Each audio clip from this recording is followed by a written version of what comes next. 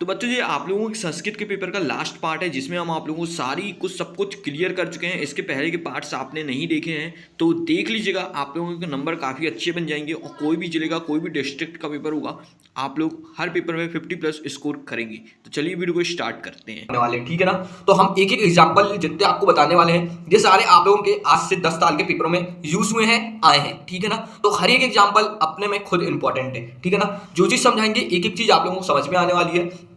सबसे पहले अपन देखेंगे स्वर संधि। स्वर संधि के बहुत सारे पार्ट होते हैं, तो आप लोगों को पहला आता है दीर्घ संधि। आप लोग कैसे पहचानेंगे, ठीक है ना। आप लोग पहले ये पूरी वीडियो को अच्छे से देख लीजिएगा, समझ लीजिएगा, फिर उसके बाद हम आप लोगों को बताएंगे कि और आगे आप लोगों को प्रैक्टिस कैसे करनी है इसकी, ठीक है ना। दीर्घ संधि सबसे पहले पहचानने का तरीका क्या होता है, बड़ी की मात्रा आती है, ठीक है ना, बीच में बड़ी की मात्रा आती है। चलिए यहाँ पे आप लोगों को देखिए क्या करना है, यहाँ चेक कर सकते हैं आप लोगों को आ की मात्रा बड़ी की लगी है, यहाँ पे आ की मात्रा लगी है बड़ी की है, ठीक है। यहाँ पे भी आपको बड़ी की मात्रा लगी है और उसके नीचे में ये हिमालय, इसमें भी बड़ी मात्रा लगी है। यदि ऐसा भी कोई शब्द आता है तो आप लोग देख सकते हैं, नहीं तो उसके अलावा एक और तरीका होता है दीर्घ संधि को पहचानने का। सबसे अच्छा तरीका होता है और ये बेसिक तरीका होता है, यदि आप किसी भी संधि को तोड़ते हो विद्या प्लस आलय, तो इसके सामने यदि सेम सेम शब्द आते हैं, जे भी आ की मात्रा है, जे भी आ की मात्रा है, ठीक, जे भी आ है, ठीक है ना। यदि सेम सेम आपको मिलता है तो आप लोगों का दीर्घ स्वर संधि हो जाएगी। चलिए यहाँ पर देखिए ई की मात्रा लगी है, यहाँ पे भी ई आया है, ठीक है ना। तो आप लोगों की कौन सी है, यहाँ पे देखिए ऊ की मात्रा लगी है, यहाँ पे भी ऊ आया है आपका, राइट। इसके बाद आप लोग यहाँ देखिए ई की मात्रा लगी है, यहाँ पे भी ई आया है आप लोगों का। इसका जहाँ पे छोटा है यहाँ पे भी आप लोगों का आ आया है। तो आप लोगों को समझ में आ गया होगा, उम्मीद करते हैं। दीर्घ संधि अब आप लोग पहचान जाओगे और जितने जो इंपॉर्टेंट क्वेश्चंस थे ये हमने आप लोगों को यहाँ पे लिख दिए हैं। तो आप लोग बहुत ही अच्छे से इसको देख लीजिएगा, आप सिर्फ ट्रिक को फॉलो कीजिएगा और कुछ आप लोगों को नहीं समझना है। दो तरीका बताया हमने दीर्घ स्वर संधि को समझने के लिए, ठीक है। दूसरा तरीका जो बताया वो बहुत अच्छा तरीका है, आप लोग कोशिश करिएगा उससे ही करेंगे फॉलो, ठीक है ना। अभी क्योंकि आपको बहुत सारे तरीके बताने वाले हैं तो आप लोगों का सब मिक्सअप होने वाला है सब कुछ, ठीक है ना। तो देखिएगा जितना सरल हो सकता था पूरा सरल कर दिया है। इससे सरल आपको ना यूट्यूब पे मिलने वाला है, ना कोई टेलीग्राम में मिलेगा, ना कोई टीचर सिखाने वाला है, ठीक है ना। जितना सरल हो सकता है सब कुछ हमने आपको सिखा देंगे।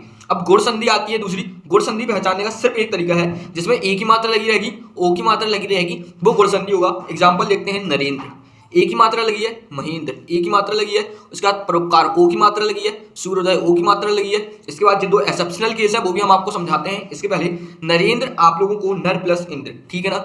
आपको एक शब्द दे देगा नरेंद्र और पेपर में पूछेगा कि जो कौन सी संधि है, आप लोगों को गुण संधि बतानी है, ठीक है। और नरेंद्र का आपको संधि विच्छेद करने दे सकता है, ठीक है। नरेंद्र का संधि विच्छेद कैसे करोगे आप लोग, संधि विच्छेद करना बहुत सरल होता है। आप लोग 10 से 12 चीजों को, 12 सवाल को अभी पढ़ोगे आप लोग ना, तो आप लोगों को ऑटोमेटिक अपने मन में फिट होने लगेगा कि कैसे आप लोग इसको तोड़ सकते हो, ठीक है ना। ये महेंद्र को आप लोग तोड़ के बताना कैसे करना है। उसके बाद ये एक्सेप्शनल केस है एक ठो, यहाँ पे आप लोग देख सकते हैं महर्षि और ये रा है, ठीक है ना, राजसी, ठीक है। तो ये दोनों आप लोग याद कर लेना, बिल्कुल इसको याद कर लेना अच्छे से कि ये आप लोगों को गुण संधि है, एक दो बार पेपर में आ चुके हैं, ठीक है ना। तो आप लोग इस चीज को याद करेंगे, ये एक्सेप्शनल केस है, हमेशा याद रखिएगा आप लोग, ठीक है। और एक जे भी है, ठीक है। तो इसको आप लोग याद कर लेना ये तीन को। बाकी चलिए अब हम लोग आगे देखते हैं। सबसे ज्यादा पूछे जाने वाली संधि आप लोगों की सिर्फ वही थी, गुण संधि और दीर्घ स्वर संधि, ठीक है ना। अब जो भी चीज आपको बताएंगे बहुत हल्के में है, ठीक है। जहां जब भी आप लोगों को डबल मात्रा मिलती है, ऊपर ए पे लगी और ओ पे लगी, तो वो आप लोगों की वृद्धि संधि होगी, ठीक है ना। सदैव और महाऔषधि, इस प्रकार से आप लोग पहचान सकते हैं और इसको तोड़ना बहुत ही आसान है। आप लोग हमेशा याद रखिएगा, जब भी ऊपर ए की मात्रा लगी रहेगी तो यहाँ पे आपको आ की मात्रा लगा देनी है, बहुत सरल है। और जो भी चीज रहेगा ए लिख देना है। जैसे ओ की मात्रा लगी तो यहाँ पे ओ लगा दिया आपने और महा लिख दिया, बस इतनी चीज आप लोग को ध्यान रखना है। तोड़ना आप लोग सीख लीजिएगा, हम सिर्फ पहचानना आप लोगों को बता रहे हैं, ठीक है ना। क्योंकि पहचानने को आती है, तोड़ने को एक दो क्वेश्चन मुश्किल से बाय चांस आ गया तो आ गया, नहीं तो नहीं आता है, ठीक है ना। जड़ संधि यहाँ पे आप लोगों को यदि या व रा आधा शब्द आएगा, इनके आगे या व रा के आगे कभी भी आधा शब्द आप लोगों का आता है तो आप लोगों की जड़ संधि रहेगी। आइए एग्जांपल से समझते हैं। या के आगे आधा ता आया है, या के आगे आधा ता आया, वा के आगे आधा ता आया है। और यद्यपि एक एक्सेप्शनल केस है जहां पे ये इस प्रकार से यूज होता है, ठीक है। यद्यपि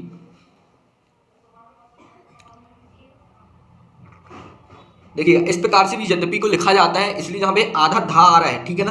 तो हमेशा याद रखिएगा, ये एक एक्सेप्शनल केस है, याद रखिएगा जड़ संधि में यदि ये शब्द आता है तो आप लोगों को जड़ संधि लगानी है, ठीक है ना। पहचानना बहुत सरल है। या व रा यदि आप लोगों का आया है तो आप लोगों की या व रा के आगे आप लोगों का आधा शब्द आता है तो आप लोगों की कौन सी संधि होगी, जड़ संधि होगी। हमेशा इस चीज को आप लोग याद रखिएगा, ठीक है ना। चलिए अब अयादी संधि देखते हैं, बहुत सरल है जी। तो अयादी संधि हमेशा 3 शब्द की रहती है, कभी कभार 4 शब्द की आ जाती है, ठीक है ना। यदि ए ओ औ की मात्रा नहीं लगी है तो ये कौन सी संधि है, अयादी संधि है। देखिए इस पे कहीं पे भी कोई सी मात्रा नहीं लगी है, ये अयादी संधि हो जाएगी। आप लोग देख सकते हैं इस प्रकार से इसको तोड़ सकते हैं, ठीक है। पूर्व रूप संधि आप लोगों को बता दे रहे हैं, लेकिन ये आप लोगों को पेपर में कहीं पूछी नहीं जाती है, लेकिन हम सारी चीज आप लोग को समझाएंगे, ठीक है ना। तो जहां पे आप लोग देख सकते हैं यदि इस प्रकार का आप लोगों को केस मिलता है, ठीक है ना, इस टाइप का कुछ भी, तो पूर्व रूप संधि होती है, हमेशा याद रखिएगा। यदि पूर्व रूप संधि आपको ऑप्शन में नहीं आता है तो आप लोग विसर्ग संधि टिक करेंगे। तो जितना आप लोगों को समझाया है, क्या आप लोगों को समझ में आया है? बहुत सरल लैंग्वेज में समझाया है, एक बार और वीडियो को आप लोग रिपीट करना, आराम से आप लोगों को सब कुछ समझ में आएगा। सब एक एक लाइन में समझाया है, एक एक शब्द में समझाया है, ठीक है ना। चलिए अब आप लोगों को हम यहाँ पे विसर्ग संधि समझाएंगे, जो कि सबसे ज्यादा कठिन होती है, लेकिन हम सब सिर्फ आप लोगों को 1-2 चीजें बताएंगे, उसी में आप लोग का सब कुछ हो जाएगा। देखिए कभी भी आप लोगों का ओ की मात्रा या सा या आधा सा या सा या ऊपर का आधा रा और ये डा है, जिसको हम लास्ट में देख लेंगे, ठीक है ना। इस चीज को ये कभी भी लगे रहते हैं विसर्ग संधि में तो ये विसर्ग में कन्वर्ट हो जाते हैं, ठीक है। हमेशा याद रखिए विसर्ग में बदल जाते हैं, राइट। आप लोग को सिर्फ इतना याद रखना है यदि इनमें से कुछ भी आता है। चलिए यहाँ पे भी हम आपको उदाहरण देते हैं। यशोदा, ठीक है, ओ की मात्रा लगी है, ओ की मात्रा में यश प्लस दा। आपको क्या बताया था, यदि ओ की मात्रा आएगी तो विसर्ग में कन्वर्ट हो जाएगा, विसर्ग में कन्वर्ट हुआ। यश लिखा आपने, ओ की मात्रा आपको विसर्ग लगाया प्लस दा लिख दिया। यदि आप लोग को नहीं समझ में आया तो दूसरा देखिएगा, आधा सा जहाँ पे आ रहा है, ये सा को आपको विसर्ग में कन्वर्ट करना है। विसर्ग में कन्वर्ट किया आपने, नम प्लस कार, ठीक है ना, जहाँ प्लस नहीं लगा है, नम प्लस कार, आपको समझ में आ जाएगा विसर्ग संधि है, ठीक है। आप लोगों को फिर निश्चल आता है, इसको आप लोग क्या करोगे, आधे सा को किस पे कन्वर्ट करोगे, चल में, ठीक है, विसर्ग में, ठीक है। इसी प्रकार से ऊपर आधा रा लगा है, इसको भी विसर्ग में, और ये सोटपी। यदि ऐसा कुछ भी कंटेंट आपको नजर आता है तो आप लोगों को ये देखिए, ये चीज अभी हमने आपको बताई थी, पूर्व रूप संधि होगी, और यदि पूर्व रूप संधि ऑप्शन में नहीं है तो आप लोगों को विसर्ग संधि टिक करना है, इसलिए हमने इसको विसर्ग संधि में भी लिख दिया है, ठीक है ना। ये चीज आप लोग अच्छे से समझिएगा। विसर्ग संधि सिर्फ इतने पे आप लोगों को कोचिंग में मिलता है, इसको विसर्ग में कन्वर्ट करना है, वो होती है विसर्ग संधि। उसके बाद 3 एक्सेप्शनल केस है, मनोरथ, पयोधर, मनोहर, ठीक है ना। इसको आप लोग थोड़ा समझिएगा, विसर्ग को ओ में कन्वर्ट कर देते हैं, हमेशा याद रखिएगा, तोड़ते टाइम आपके काम में आएगा। मन, ठीक है, तो ये ओ है, आप लोगों का विसर्ग बन गया, अपोजिट चल रहा है यहाँ पे, ओ है वो आप लोगों का विसर्ग बन गया। यही चीज है ना, ओ की मात्रा लगी है आप लोगों को तो क्या बन गया, विसर्ग बन गया। बस वही चीज आप लोगों को यहाँ पे फॉलो कर रहे हैं, वही चीज यहाँ पे फॉलो कर रहे हैं, ठीक है ना। ओ की मात्रा लगी है सब में, तो आप लोगों ने क्या लगाया, विसर्ग लगाया, मन प्लस रथ, पाई प्लस धर, ठीक है ना। जो कोई एक्सेप्शनल केस नहीं है, सेम वही चीज है, ठीक है, एग्जांपल लग रही, ठीक है। तो आप लोग इसको पहचान लीजिएगा, ये ऊपर का मत देखिएगा, ये आप लोग के काम बनेंगे, ठीक है ना। चलिए तो आप लोग को जो बताया, विसर्ग संधि सिर्फ इन केसेस पे पहचान ली जा सकती है, हमेशा याद रखिएगा। तोड़ना भी आसान होता है विसर्ग संधि को, एग्जाम्पल जितने दिए हैं सारे आप लोगों के पेपर में आ चुके हैं, तो एक बार अच्छे से आप लोग इसको देख लीजिए, समझ में आया है कि नहीं आया है आप लोग देख लीजिए, ठीक है ना। बहुत ही सरल तरीके से हमने कोशिश की है कि आपको हम समझा सकें, क्योंकि 3 नंबर में आएगा, 3 नंबर से 1 नंबर भी अपन को कम नहीं लेना है, क्योंकि ये छोटी छोटी चीजें हैं, आप लोगों को कोई बेसिक बता देगा तो आप लोग बहुत ही आसानी से कर सकते हो, ठीक है ना। हमेशा याद रखिएगा, ये चीज बस आपको याद रखनी है, जितनी ट्रिक बताना है सब आपके काम में आएंगी, ठीक है ना। चलिए अब हम यहाँ पे आपको व्यंजन संधि और समझा देते हैं। यहाँ पे व्यंजन संधि आती है। अब व्यंजन संधि समझना सबसे सरल है। यदि इस प्रकार का कोई कंटेंट आता है, देखिए जैसे सज्जन में ज्यादा आ रहा है, दिग्गज में गा गा आ रहा है, ला ला आ रहा है, इस प्रकार का कभी भी आपको देखने मिलता है तो वो व्यंजन संधि होती है, हमेशा याद रखिएगा। जैसे आप लोगों को उधब, उधब का यदि आता है तो यहाँ पे हमेशा याद रखिएगा, नीचे यदि धा लगा हुआ है, ऐसा लगा रहता है, नीचे धा लगा है तो इस प्रकार का शब्द आपको दिखाई देगा, तो आप लोग क्या चीज पे टिक करोगे, व्यंजन संधि पे टिक करोगे। पहला ट्रिक आपको यदि कंफर्म हुआ है इसका तो आप लोग बताइएगा, सज्जन, दिग्गज, तल्लय, ऐसे शब्द आप लोगों के पेपर में यूज हो चुके हैं कई बार, ये चीज पेपर में आ चुका है, ठीक है ना। तो आप लोग इसको देखिएगा। चलिए अब आपका दूसरा देखते हैं, यदि कभी भी पहले शब्द के ऊपर, ठीक है ना, बिंदी रखी हुई है, जहाँ पे ऐसे संचार हो गया, ठीक है, संचार में यहाँ पे बिंदी रखी हुई है, तो वो आप लोगों की कौन सी संधि होगी, व्यंजन संधि होगी। ये तरीका भी आप लोग अच्छे से याद रखिएगा। और एक लास्ट तरीका है आप लोगों का, इसको भी आप लोग देख लीजिएगा। यदि आधा सा ठा बना है या फिर आधा चा नम सम है, ठीक है ना, इस प्रकार का शब्द आपको कहीं पे भी दिखेगा वो व्यंजन संधि होगा। तक्षिप, ठीक है ना, इसको आप लोग देखिए, ये आधा छा और छी है, ये शब्द ये है, ठीक है ना। इस प्रकार से एग्जाम्पल ये आप लोगों के हैं।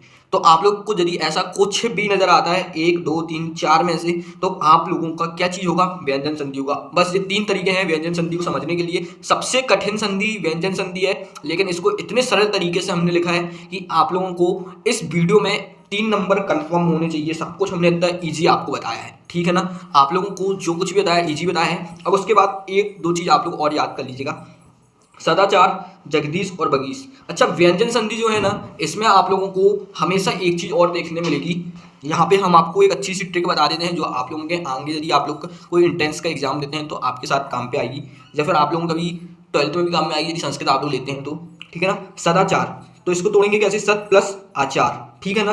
तो आप लोगों ने इसको तोड़ा है तो आप लोग देखेंगे हमेशा ये वाला शब्द रहेगा, ठीक है ना। ये शब्द जो रहेगा इसका हमेशा तीसरा शब्द ता के बाद जो तीसरा शब्द आता है, यदि आपको का कबूतर का याद है तो आपको पता रहेगा तीसरा शब्द जो आता है वो दा आता है, राइट। जगदीश, जगत प्लस ईश, तो ता के बाद जो तीसरा शब्द आता है वो दा आता है। और उसके ऐसे ही अपन लोग बगीश देख लेते हैं। बगीश को कैसे तोड़ते हैं, बक प्लस ईश। इतना तो याद होगा ना, का के पास जो तीसरा शब्द आता है वो क्या आता है, गा आता है। ये चीज़ तो आपको याद होगी, इतनी चीज़, ठीक है ना। यदि ऐसा कुछ भी आप लोग का कभी भी होता है तो वो आप लोगों की व्यंजन संधि कहलाती है। ये 3 चीज़ और हमने आप लोगों को एक्सेप्शनल केसेस वाली बताई हैं, याद रखिएगा, काफ़ी काम में आएगी आप लोगों को, काफ़ी कम लोग बताते हैं, ठीक है ना।